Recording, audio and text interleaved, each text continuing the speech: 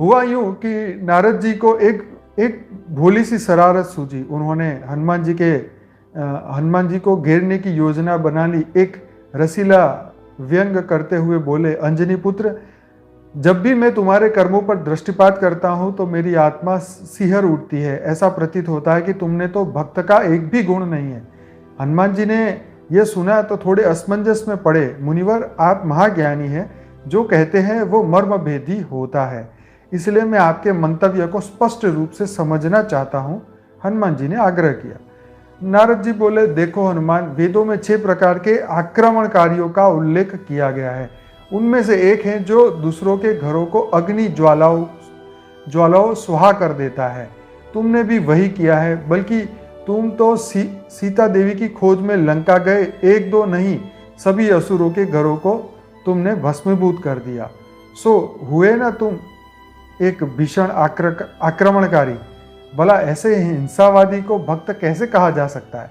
एक सच्चा भक्त तो कभी ऐसा कार्य नहीं करता। अब तक हनुमंत श्री नारद जी की छुपी छेड़खानी समझ चुके थे, इसलिए उनके चेहरे पर प्यारी सी मुस्कान आ गई। वे भी नारद जी से संवाद करने लगे।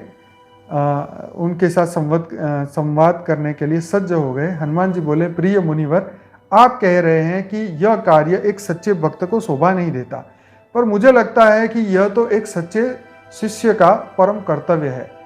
वो कैसे हनुमान जी? नारद जी ने जिज्ञासा रखी। हनुमान जी बोले, मुनिवर, प्रभु श्री राम का भक्त होने के नाते लावारिस मृत शरीरों का अंतिम संस्कार करना भी मेरा दायित्व था। वह अति आवश्यक था ताकि वो आत्माएं अगले जन्म में उत्तम जन्म को प्राप्त कर सके। नारद जी हैरान से बोले, लावारिस मृतक शरीर? लंका में कौन ऐसे मृत शरीर थे? हनुमान जी बोले, जी मुनिवर, मृतक शरीर हमारे ग्रंथों में अंकित है। जिन जीवों में ईश्वर के नाम की सरगम नहीं बसती वे मृत ही है। जिन हरि भक्ति हृदय नहीं आनी, जीवित सव समान तेई प्राणी।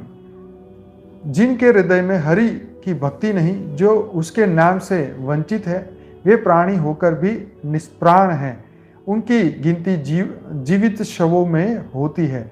लंका में मैंने ऐसे ही मृतक बहुतायत मैंने देखे, इसलिए मैंने सोचा क्यों न मैं इन सभी शवों का सामूहिक रूप से अंतिम संस्कार कर दूं, सबको अग्निदेव को समर्पित कर दूं। पर हाँ, लंका में एक ऐसा भी स्थान था जहाँ मृतक नहीं, श्री राम का जीवित व जागृत भक्त रहता था। उस जगह पर ईश्वरीय नाम की धुनी, दिव्य धुनी तरंगित थी।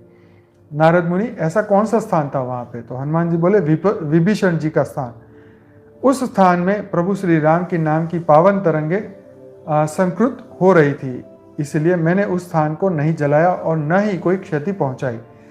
बताइए मुनिवर, क्या मेरा विवेक किसी आक्रमणकारी का आक्रोश था? निसंदेह हनुमान जी का तर्क अचूक था। नारद जी मन ही मन प्रसन्न हो रहे थे। नारद जी अत्यंत प्रफुल्लित हो उठे और हनुमंत का प्रेमालिंगन कर लिया। साथ ही अपने शब्दों में संशोधन करते हुए बोले, प्रिय हनुमंत, तुम भक्त नहीं बल्कि भक्त शिरोमणि हो। ऐसे सर्वोत्तम भक्त जिसकी हिंसा में भी लोकहित का भाव समाया है, जो अपने राम का काज परिपूर्ण से करता है।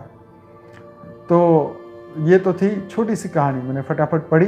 बेहद की परम शांति सोचो, बोलो परम शांति। Join us daily for live meditation, 10 p.m. to 11 p.m. on YouTube Live.